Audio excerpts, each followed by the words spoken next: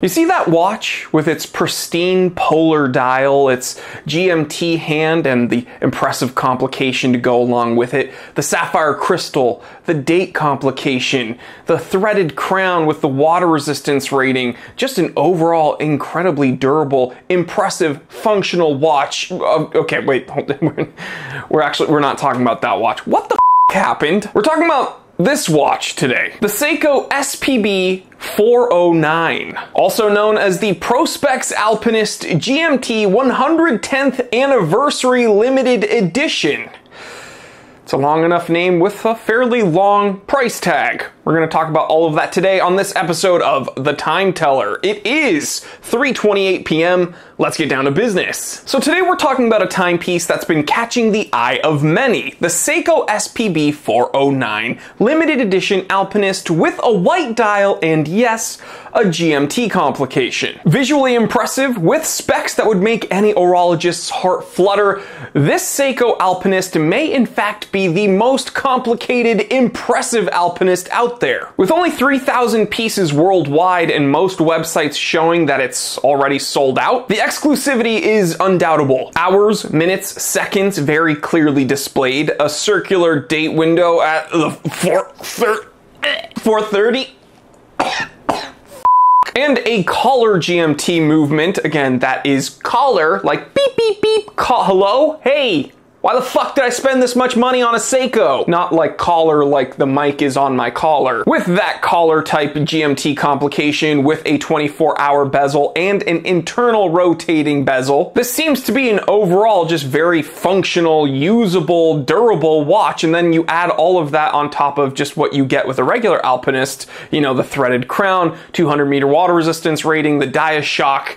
This is just a great watch that seems to be very good day to day. But let's for a moment touch upon that collar GMT, because again, there are collar GMTs and then there are traveler GMTs, also known as true type or office type, right? So I've made a whole episode describing the differences. You can click up here and watch that episode so you can learn which one will be best for you. But in my opinion, no collar type GMT has to be over $1,000 nowadays. That's just the case. So, crash course. True type GMTs have an hour hand that can jump independently of the handset, whereas a collar type GMT has a GMT hand that jumps independently of the handset. One seems to be more impressive and sought after than the other, so the true type or the traveler type GMT seems to be more expensive and more sought after, whereas the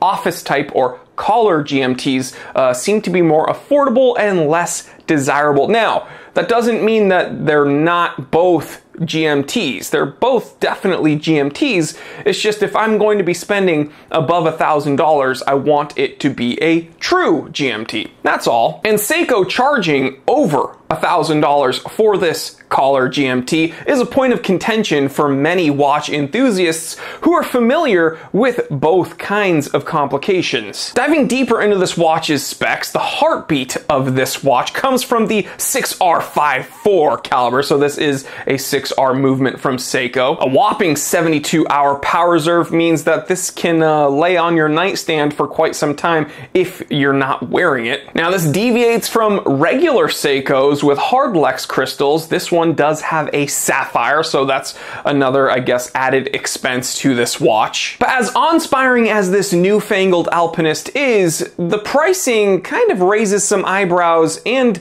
lends some credence to what I've been complaining about for a while and what some other watch enthusiasts are just now coming to terms with. Seiko is no longer the people's champion of affordable timepieces. It's not a thing. This SPB409 is splendid and it's absolutely something I would love to wear, but it highlights a growing concern and a question, right? Why can't Seiko offer something this cool for under $1,000 bucks? Seiko was once a name that was synonymous with affordable spec monsters all day long throughout their catalog, and nowadays they are exclusively chasing premium price tags. And that's troublesome and bothersome, and it's just, you know, I named a cat after Seiko. I love Seiko. Not anymore. I don't know. Oh, this is giving me indigestion. Furthermore, Seiko's increasing reliance on limited editions, while exciting for some collectors, is becoming a point of contention for many fans, myself included. It's a strategy that adds allure, but also elusiveness. Like, I get it. It's fun to celebrate maybe your 100th anniversary, but your 110th anniversary and like 111th, 112th, like, are we doing just random numbers now just so that we can throw a limited edition in there and grab some more money?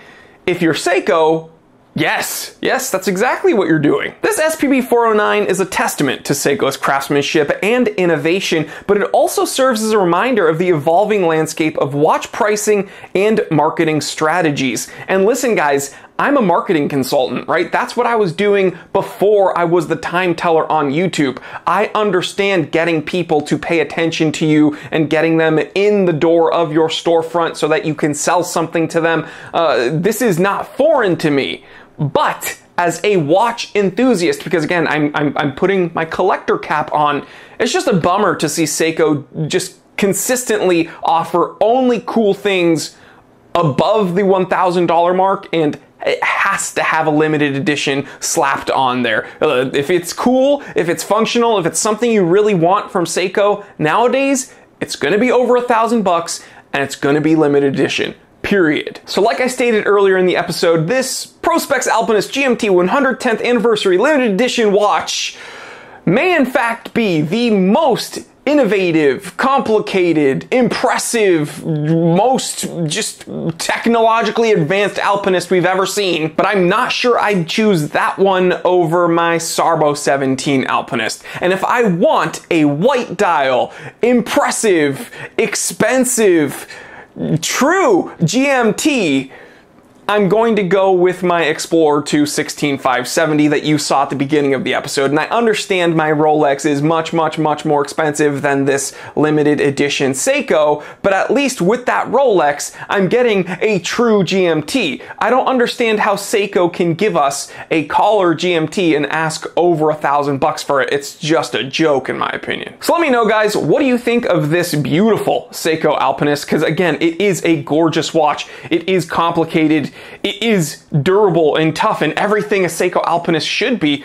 It looks like just, dude, that blue contrasting with the cool dial, it's impressive and nice to look at, I'm sure, but is it worth the money? That I'm not so sure. Leave me a comment. I will talk to you there, and I will catch you on the next one. Stay happy, stay healthy, stay blessed. I'm Jory Goodman, the Time Teller, and always remember, I didn't invent time. I just tell it.